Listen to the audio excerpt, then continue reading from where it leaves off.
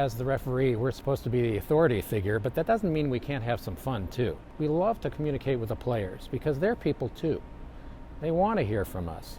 They don't just want to go through the motions of playing the game without getting feedback from us to know that we're watching them, we know what's going on, but also we get to joke around with them a little bit.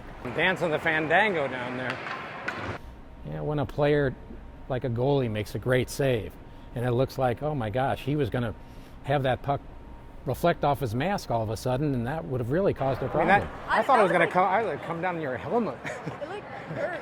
So we comment on that, and the players appreciate that, and they banter back and forth with us as well. Got to make sure they know we're behind them, they don't run us over. Got to make sure they keep their sticks off of the ice. They're hanging over the side of the bench, and that could clip one of us as we're skating by. So we have to communicate with them, and we can do it in a fun way. For example, every time a player has a stick hanging over the ice from the bench, I say, please get your sticks out of the way, I get hurt very easily. That helps to lighten the mood a little bit too.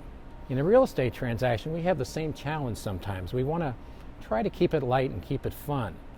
And I use a technique very often called mirroring, which I learned years ago when I was learning about just basic sales. And that is, you kind of recognize the personality of the people you're dealing with, whether it's your client, whether it's an attorney involved in the deal, whatever it is.